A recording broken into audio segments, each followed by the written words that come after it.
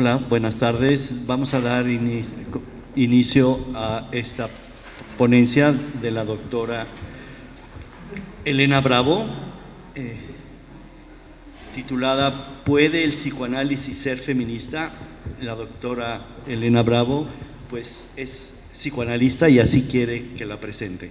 Sin más preámbulo, le damos la palabra. Estamos muy por el tiempo, entonces, por favor, doctora, tiene usted la palabra. Bueno, pues antes que nada, muchísimas gracias por estar acá. Muchas gracias a Francisco y Alcides por la invitación a presentar en este lugar y en este encuentro. Gracias, sí. Pues yo estoy bien contenta porque es mi segundo evento presencial desde la pandemia. El primero fue ayer y el segundo hoy, entonces está muy padre ver que ya podemos ir retomando estos espacios. Y bueno, el tema que hoy quiero plantear es sobre las relaciones, un poquito, algo muy introductorio, porque el tema es bastante complejo, ¿no? Sobre las relaciones posibles entre el psicoanálisis y feminismo. Un poco la pregunta que hago es si el psicoanálisis puede ser feminista. Esta es una pregunta que me hago hace tiempo, y hay otra que va junto a esta para mí, que es si el psicoanálisis puede no ser heteronormativo, si puede no ser heteronormativo y si puede ser feminista. De antemano en el título parece que hay una contradicción, en tanto que la crítica feminista al psicoanálisis ha sido fuerte, ¿no? A varios puntos del psicoanálisis ha sido fuerte. Entonces, ¿cómo decir que el psicoanálisis pudiera ser feminista si ha habido tanto ataque, ¿no? de parte del feminismo al psicoanálisis, y alguno quizá ataque también del psicoanálisis al feminismo en algunos casos, ¿no? Pero creo que hay puntos en los que hay encuentro. ¿Se oye mucho eco o se oye bien? ¿Sí se oye bien? Sí, oigo como un poco eco. Ok. Tanto el feminismo como el psicoanálisis creo que son pensamientos críticos ante la cultura, ¿no? Ambas denuncian un malestar que se produce por el hecho de vivir en esta sociedad, en una sociedad con estas reglas, estas restricciones, estas violencias, estos imperativos. Ambos cuestionan, recordemos, ¿no? Para empezar, por ejemplo, el texto de Malestar en la cultura, cómo cuestionan, ¿no? Tanto ahí Freud, ¿no? Como los feminismos, los cimientos sobre los cuales la cultura se ha establecido, ¿no? El orden se ha establecido. Esto sí que lo comparten el psicoanálisis y el feminismo. Por otro lado, hay muchos puntos que lo separan, ¿no? El feminismo ha puesto al psicoanálisis en el banquillo de los acusados, ¿no? Desde hace algún tiempo, tanto el feminismo que ha crecido en Estados Unidos, en Francia, incluso ahora también, por supuesto, en América Latina. Y bueno, si al psicoanalista, lo he dicho en otros lugares, le toca escuchar y le toca escuchar las resistencias y las transferencias negativas, ¿por qué no va a escuchar también las críticas que se le han hecho desde el feminismo, desde la teoría queer, desde los gay and lesbian studies, ¿no? En todas estas teorías de género? ¿Por qué no escuchar esas críticas, y si es necesario hacer un ajuste de tuercas, ¿no? Si es necesario replantear el Edipo mismo, ¿no? O cualquier otro postulado, cualquier otro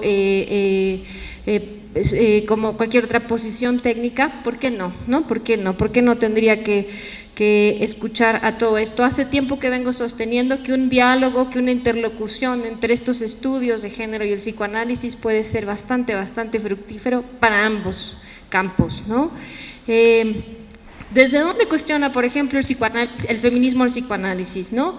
Ha dicho que el psicoanálisis, y en particular Freud, teorizó a la mujer a partir del hombre, ¿no? Como si la mujer hubiera quedado, bueno, para empezar, como si existiera tal cosa como la mujer, pero pensando en la forma en la que Freud empezó a plantear la sexualidad femenina como el negativo de lo masculino, dicen las feministas, algunas feministas. Creo que es importante precisar que el campo del feminismo, como de todo del gay and lesbian studies y de la teoría queer, no es homogéneo, ¿no? Hay posiciones muy distintas entre sí, pero bueno, una de las críticas que se ha hecho desde ciertos feminismos es que la mujer quedó definida como el negativo del varón, ¿no? Como la que no tiene el pene, como quien envidia el pene, como que la mujer era varón y tuvo que devenir mujer, por ejemplo, como si solo la mujer fuera el no hombre, ¿no? El negativo del hombre, digamos, ¿no? Otra de las cosas que se le criticó desde el feminismo es esta universalización en el que a lo mejor también creo que tengo que precisar, así como el campo del psicoanálisis de los feminismos no es homogéneo, el campo del psicoanálisis tampoco lo es, ¿no? Entonces no hay un psicoanálisis, hay muchos psicoanálisis, pero una de las críticas que se hizo a cierto psicoanálisis es la universalización, ¿no? Sabemos que ahí, por ejemplo, Lacan hizo toda una separación de no existe la mujer, pero antes de Lacan quizá hubo algunos postulados que trataron de definir la mujer, y esto es una de las críticas que el feminismo también hizo, esta tendencia a la universalización, como si se pudiera definir, y además desde un lugar binario, ¿no? Existe la mujer y existe el hombre, como si además solo existieran dos y existiera una esencia femenina que se pudiera aplicar para todas las mujeres, ¿no? Foucault es un crítico de muchas cosas que a mí me resulta bastante interesante, y una de las posiciones que él señala es esto, donde los discursos que se enuncian en un cierto momento, por supuesto que vienen de una estructura epistémica particular, ¿no? Es decir, existe un entramado inconsciente, ¿no? Así Foucault lo ha hecho visible, lo ha señalado, de aquel que produce un saber, ¿no? Aquel que produce un saber no es objetivo, ¿no? Por supuesto que no es objetivo, sino que está determinado por una serie de situaciones propias de su época y de su momento. Hay un punto ciego que Foucault nos deja muy claro, nos permite ver cómo este punto ciego está a lo largo de toda la producción de saber, ¿no? Esto, por ejemplo, en su libro de Arqueología de Saber. Entonces, creo que Freud, cuando hace todo su edificio teórico, no era consciente de lo que mucho de lo que él decía, y que por supuesto observaba y escuchaba en mujeres en su época, era algo propio de esa época y de esa cultura y de ese momento, ¿no? Y no era algo que fuera una esencia femenina universal y atemporal, ¿no? Sino que era propio de ese momento específico. Es como cualquiera que nos ubicamos en un lugar, y por supuesto hay puntos ciegos para ese observador, ¿no? Desde un cierto lugar vemos algo y dejamos de ver otra cosa. Bueno, Freud no era la excepción. Desde el lugar en el que miraba algo y no miraba otra cosa, ¿no? Entonces, pues creo que muchas cosas hoy podemos verlas, ¿no? Cuánta misoginia, por ejemplo, hemos introyectado, ¿no? Y creo que todos hemos a lo mejor participado de alguna forma de misoginia, y de estas formas universales: los hombres son, las mujeres son, hay que ser femenina, esencialismos, ¿no? Hemos participado, las mujeres envidiosas, las mujeres no se pueden llevar entre sí, en miles de formas de sexismo cotidiano y de este tipo de expresiones, ¿no? Entonces, bueno, pues ya he dicho que algunas críticas, y quiero volver a Freud, quiero ir a Lacan un poquito en la medida de lo posible, para recordar algunas cosas que dijeron y veamos si algunas de las críticas que a estos feminismos hacen tienen o no lugar, hacen algo de sentido o no.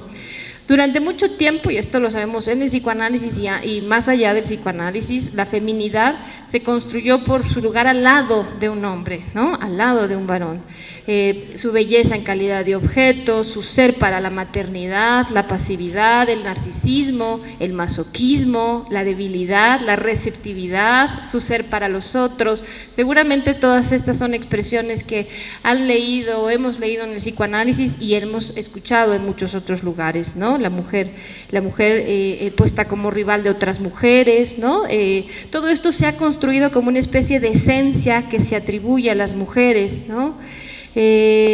Por supuesto que se haya dicho eso es porque somos parte de un orden simbólico, de una estructura sexo-género que resulta determinante, ¿no? Pero esa sujeción a la que hemos estado expuestos podría y puede ser cuestionada, ¿no? ¿Qué dice Freud en 1932? Por ejemplo, dice que el psicoanálisis no se propondrá decir que es una mujer, porque es una tarea imposible, en el texto de la feminidad.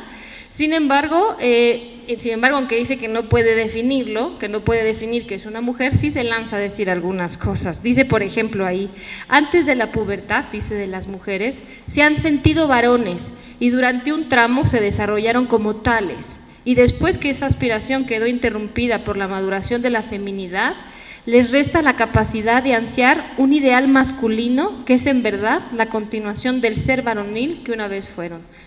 1932 dice Freud esto, ¿no? Una de sus últimas elaboraciones en torno a la feminidad. Yo nunca he escuchado, ¿no? Yo en mi práctica nunca he escuchado que las mujeres hablen que fueron varones, que se sintieron varones antes, ¿no? Dice, pero Freud lo hace ver acá, ¿no? Antes de la pubertad se han sentido varones y durante un tramo se desarrollaron como tales, que lo fueron y que se desarrollaron como tales y dejaron de serlo. Y que después les queda, ¿no? Les resta la capacidad de ansiar un ideal masculino. O sea, no solamente vemos un Freud haciendo un universal femenino, que habría que ver si corresponde particularmente a su época o a algunas mujeres, ¿no? En algún caso, en alguna situación, sino además un Freud totalmente heteronormativo que dice que lo que le queda a la mujer es ansiar un ideal masculino, ¿no? Creo que ese tipo de cosas son cuestionables.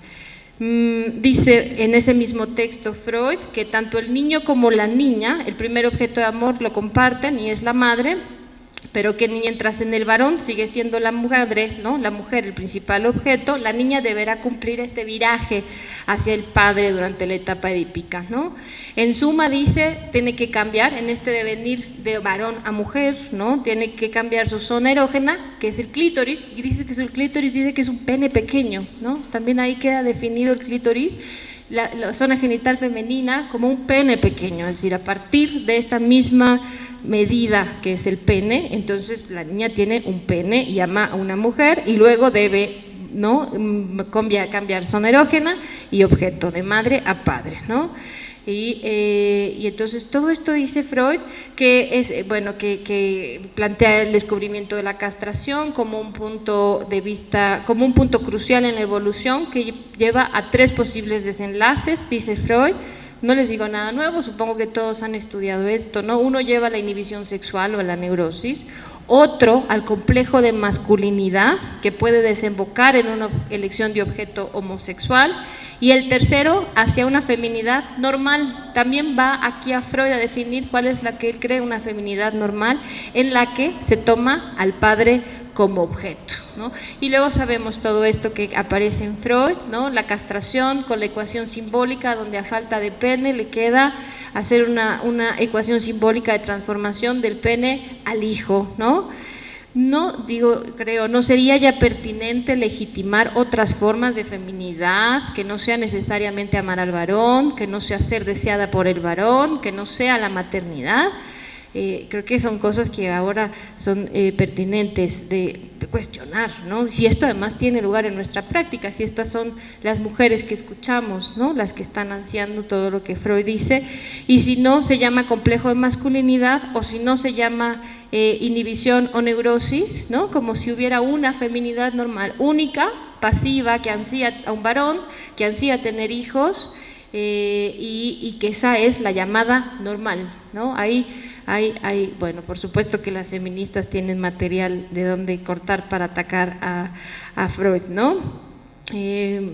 Entiendo que estos ideales no han pesado exclusivamente sobre mujeres, también del varón se ha esperado que obtenga un brillo fálico a través de desenvolverse como un gran proveedor, ¿no? Éxito laboral, económico, que sea fuerte, que no llore, que sostenga una erección, que tenga un deseo sexual siempre y en todo momento, etcétera. Entiendo que también ha habido eso, pero quizá la particularidad de lo femenino o de lo que ha padecido la mujer desde estas perspectivas teóricas y por supuesto desde la vida cotidiana es la opresión, que esa es la característica, ¿no?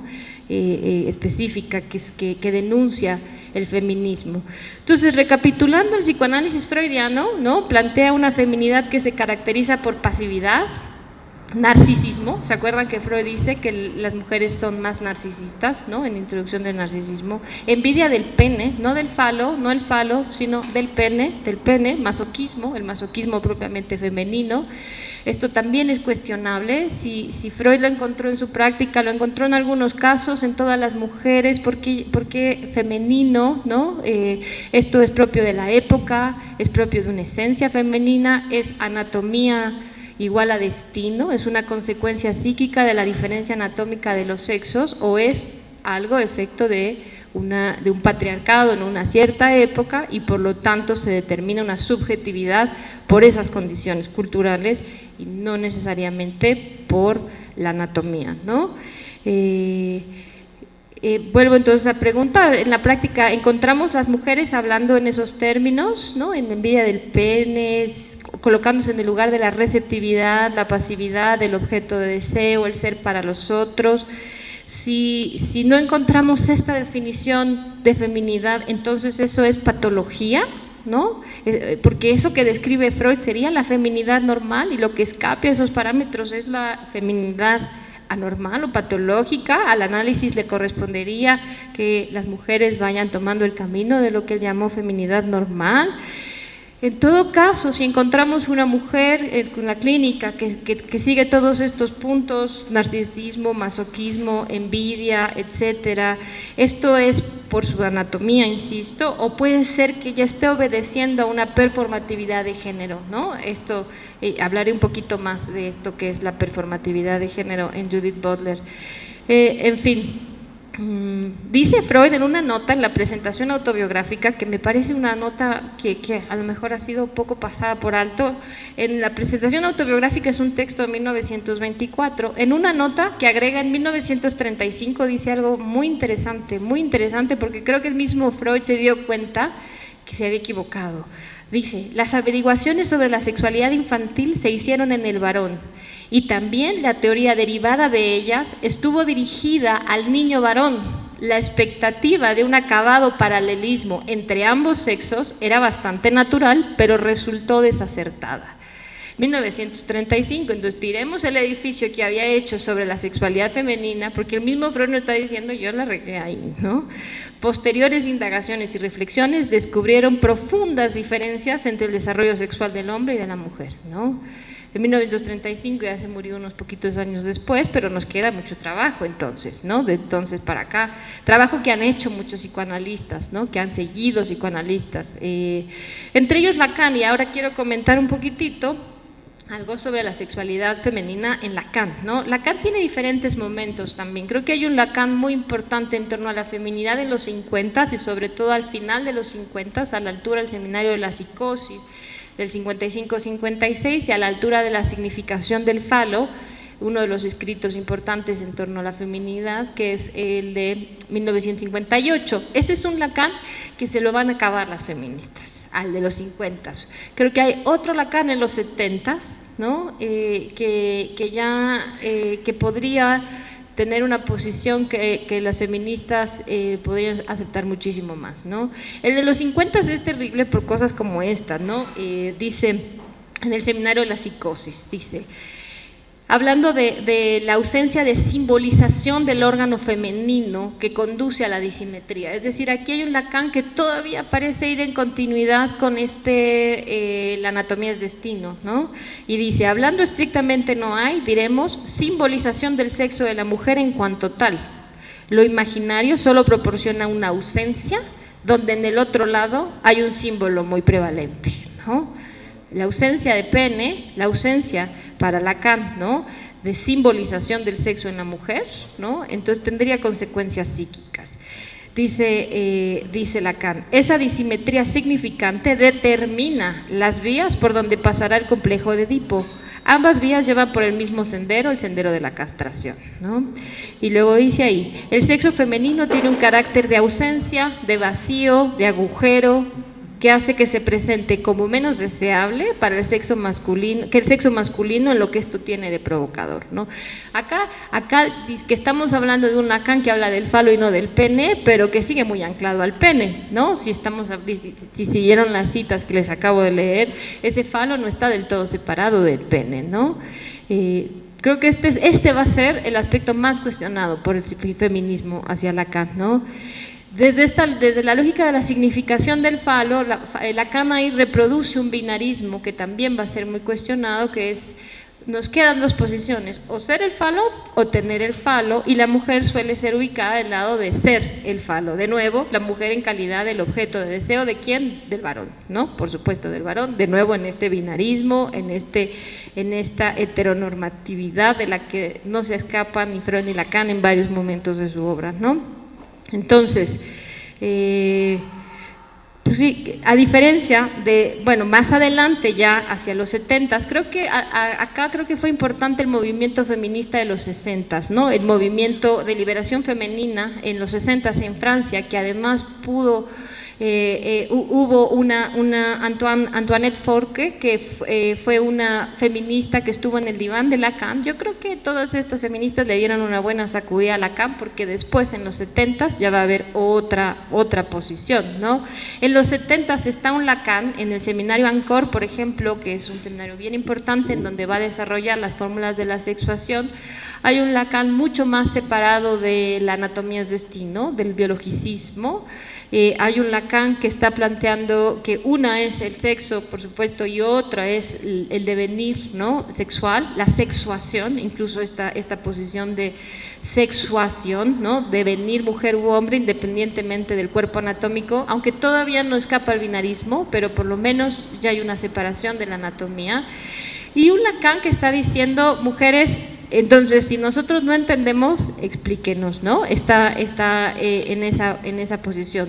Y dice, por ejemplo, en 1960, en Ideas Directivas para un Congreso de Sexualidad Femenina, dice: las representantes del sexo, por mucho volumen que tenga su voz entre las psicoanalistas, no parecen haber dado lo mejor de sí para el levantamiento de ese sello. O sea, dice que sigue habiendo un sello sobre la feminidad y que las mismas mujeres no han quitado ese sello, ¿no? Y esto lo va a decir varias veces de diferente forma. En los 70 insiste sobre eso, dice: me hinco, les suplico a las psicoanalistas que nos digan qué es lo femenino. Total, que la lleva a concluir que lo femenino es lo otro para todos, ¿no?, que es lo desconocido para todos los sexos, que ni las mujeres, ni los hombres, ni nadie puede dar cuenta de eso, ¿no? Lacan, bueno, no me da tiempo de desarrollar muchas cosas porque quiero hablar un poquito sobre las feministas, no solamente sobre lo que dijeron Freud y Lacan, pero Lacan va finalmente a hacer algunos avances con las fórmulas de la sexuación, me parece, y también con este otro goce suplementario en donde plantea un goce otro para la mujer que no es el goce fálico. Eso, con esos dos puntos, y una tercera que a mí me parece la más contundente, que es el desplazamiento que va del peso que está puesto del falo al objeto A, ¿no? Cuando Lacan teoriza sobre el objeto A, ya no se trata de si se llama a un varón o a una mujer, ¿no? Ya no se trata del falo, se trata de otra cosa, ¿no?, del objeto que causa el deseo, que ya no tiene que ver ni con los genitales, ni con el sexo, ni con el género, ¿no?, ni con identidades fijas, ¿no?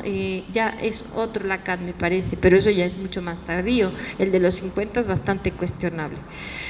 El feminismo y el psicoanálisis tienen una relación desde hace mucho tiempo, quizá, y esto es hacer una lectura temporal. Karen Horney podría ser una de las pioneras que podríamos ubicar ahí, que cuestiona tanto cómo Freud planteó su sexualidad femenina a partir de este lugar, dice, ¿no?, de un genio masculino que desde ahí mide todo y piensa todo, que cuestiona la envidia del pene, etcétera. Karen Horney, que después se gana la expulsión del psicoanálisis freudiano, hace un psicoanálisis muy, muy distinto en Estados Unidos, pero bueno, ya propiamente psicoanálisis y feminismo creo que sería representado por mujeres como Kate Millett, ¿no?, Shulamit Firestone, Betty Friedan, en un costado más académico. Después está el feminismo muy importante, el feminismo francés, el de la diferencia, con personajes como Julia Kristeva y como Hélène Cixous y Luce Irigaray.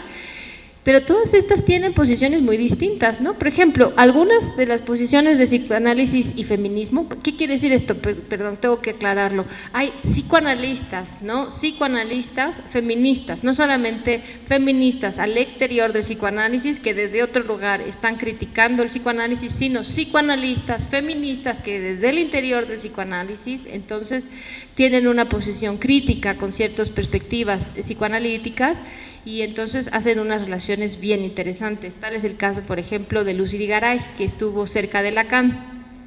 por ejemplo, Luz Irigaray, que está por ahí, ¿no? Jessica Benjamin, que está por ahí, Nancy Chodorov, que está por ahí, y están otras que están fuera del campo del psicoanálisis, ¿no? Como Monique Wittig, por ejemplo, como Judith Butler, que por cierto le acaban de dar el doctorado honoris causa aquí en la UNAM, ¿no? Ayer o antier, ¿no? Que eso que también es una gran noticia, ¿no? Un doctorado honoris causa de la UNAM para Judith Butler, me da mucho gusto.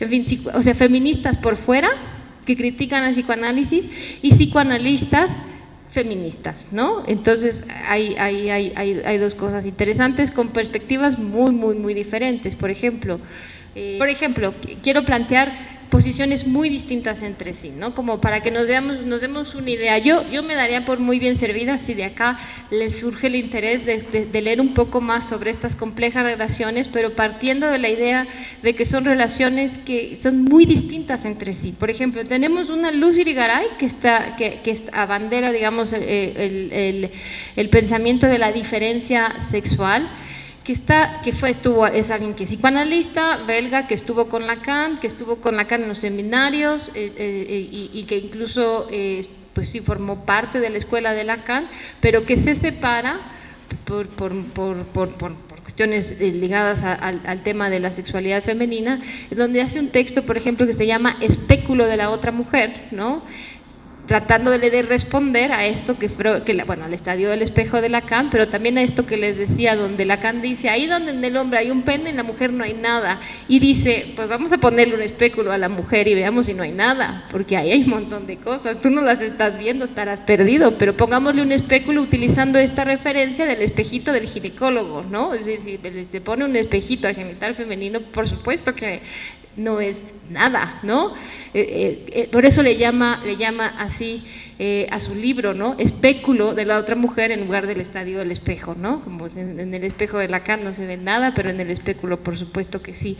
Y entonces lo que Luz Irigaray dice, en contra de muchas feministas la van a destrozar a ella misma, porque les digo, hay muchas posiciones encontradas, le va a decir, sí hay una diferencia sexual, hay un propio femenino que Lacan no está viendo, porque toda la feminidad ha sido definida de nuevo a partir de el no hombre, entonces el pene y la nada, ¿no? El pene y ahí no hay nada, todo ha sido definido así, dice Luz Irigaray desde el psicoanálisis, ¿no? La niña no es más que un hombrecito que deberá sufrir una evolución más dura, más complicada, ¿no? En convertirse en una mujer normal, un hombrecito con un pene más pequeño, su clítoris que es un pene pequeño, un hombrecito en desventaja, un hombrecito más narcisista, más pudoroso, más masoquista, más envidioso. Todo esto es freudiano, ¿no? Todo esto es freudiano. Dice que no hay más cosas, no hay un propio femenino, no hay un erotismo femenino. Dice Irigaray, ¿por qué nunca se ha hablado, por ejemplo, de un estadio vulvar, vaginal, uterino para referirse a la sexualidad femenina? Para Freud, el placer obtenido al tocar, acariciar o entreabrir los labios o la vulva simplemente no existe, ¿no? Lo ignora o no quiere saber nada de él, dice ella, ¿no? Como tampoco plantea un placer ligado a la sensibilidad de la pared posterior a la vagina, de los senos, el cuello de la matriz, ¿no? Dice, ¿será porque todos estos órganos carecen de parámetros masculinos que Freud nunca pudo pensar un erotismo femenino que fuera más allá del falo, ¿no? De que carece la mujer? Dice, ¿por qué Freud planteó una sexualidad en donde el clítoris, ¿no? es lo único por lo que importa, y que después ha de ceder su sensibilidad y su importancia a la vagina, ¿no? Y justo para Freud no entiendo por qué cree que uno tiene que ceder su lugar al otro, porque no son dos órganos que participan ambos. ¿De acuerdo? Freud dice del clítoris, del pene a la vagina, de varón a mujer, ¿no? Y dice, ¿por qué no ambos? ¿Por qué no ambos? Y otras muchas cosas más que carecen de parámetros masculinos, ¿no? Entonces, esa es la perspectiva de Luz Irigaray. Hay otras perspectivas, ¿no? Como la de Judith Butler, que va a ser muy crítica con la posición de Luz Irigaray, porque Luz Irigaray, si ustedes se dan cuenta, hace algo que muchas feministas cuestionan, busca de nuevo un esencialismo, ¿no? Un esencialismo femenino. La mujer queda definida por estas otras formas de erotismo, por ejemplo, y entonces hay otras posiciones como la Judith Butler que dice, a ver, rompamos con más, en lugar de definir, volver a definir y poner, bueno, acá está el cajón de lo femenino y acá está el cajón de lo masculino, como hacen las feministas de la diferencia sexual. Judith Butler dice, mejor rompamos esa línea y hagamos algo que sea mucho más fluido, ¿no? Donde no estén el guión de lo que es ser varón y el guión de lo que es ser mujer, sino una fluidez, ¿no? Mucha mayor fluidez, que además no sea rígida, sino nómada. ¿Por qué tenemos que fijar las identidades sexuales y las preferencias sexuales? ¿Por qué no hacer algo mucho más nómada, ¿no? Donde no se tenga que definir para siempre y de golpe una identidad y una preferencia, y todo el mundo tenga que tener su guión de cómo debe corresponder la performatividad en función de ese género. Entonces, bueno, Judith Butler es muy interesante porque incluso va a criticar, ¿no?, que alguien como Luz Irigaray y otras muchas feministas vuelvan a hacer alusión a la anatomía, ¿no? Vuelvan a decir que se va a describir la feminidad o la masculinidad en términos anatómicos. Judith Butler va a cuestionar que incluso esta distinción entre sexo y género que se suele hacer sea verdaderamente haga sentido. Nosotros debemos pensar desde los 60, que está el constructo de género mucho más en boga, que el sexo es lo biológico y que el género es lo cultural, como si sí pudiéramos llegar a la materialidad biológica, ¿no? Y dice Butler, no existe tal cosa como sexo, ¿no? Es decir, ni siquiera lo que llamamos sexo es en sí mismo, sino siempre es un discurso, ¿no? Siempre ya está permeado por el discurso también, como si pudiéramos llegar a lo real de la cosa, ¿no? Sino siempre son discursos y discursos y discursos que están cargados de una connotación, de una significación propia de la época y de aquel que lo enuncia y que lo mira, ¿no? Entonces, bueno, verán que Judith Butler es totalmente Foucaultiana, ¿no? Y Foucault totalmente nietzscheano, es decir, esta cosa de encontrar la esencia es algo contra lo que van a pelear Nietzsche, Foucault y Judith Butler. Y por otro lado, Luz Irigaray parece sí estar buscando una esencia femenina, ¿no? Entonces va a haber muchas posiciones distintas, otras posiciones como la de Mabel Burin, que va en otra dirección por completo, que estudia, por ejemplo, el lugar que la cultura ha asignado desde un sistema patriarcal, lo doméstico para las mujeres, las tareas de cuidado de otros, todo esto que ha sido algo completamente atribuido a las mujeres, y el poder económico y el reconocimiento social a los varones. Y entonces, por ejemplo, Mabel Burin, desde un lugar bien diferente, ¿no?, que Luz Irigaray o que Judith Butler, va a decir, bueno, va a generar este concepto que a lo mejor han escuchado, que ha permeado la cultura del techo de cristal, ¿no? Como las mujeres tienen un límite invisible, ¿no? Un techo, suelen tener un límite, un techo invisible para su carrera, por ejemplo, ¿no?, que a veces genera depresión, ¿no? Como si en la mujer estuviera de antemano una limitación, ¿no?, de no poder crecer tanto, porque además suele tener más restringidos los horarios, porque tiene que ocuparse más de casa, etcétera. En fin, ya voy concluyendo, hay muchas cosas más, pero para concluir en esta pregunta sobre si el psicoanálisis puede ser feminista e ir cerrando, me parece que el psicoanálisis sí tiene la posibilidad de convertirse en un lugar de cuestionamiento, de resistencia frente a poderes predominantes, ¿no? Puede ser un lugar en donde estas violencias que los discursos generan incluso no sean reproducidas, ¿no? El psicoanálisis puede cuestionar las formas en las que se naturaliza el patriarcado y puede ser sensible a la forma en la que las subjetividades se ven afectadas por eso, ¿no? Creo que si el analista no es sensible a esto, el psicoanálisis va a desaparecer. Si no es sensible a la diferencia que estamos viviendo en cuanto al lugar de las mujeres, va a desaparecer. Creo que el psicoanalista tiene que mirar la posibilidad de una diversidad, una multiplicidad de feminidades, de identidades sexuales, de disidencias sexuales, de prácticas sexuales, sin calibrar en términos de normal y patológico. Creo que, bueno, el psicoanálisis tendrá que seguir orientando, por supuesto, su práctica caso por caso, ¿no? Y por lo tanto todos los universales han de ser cuestionados.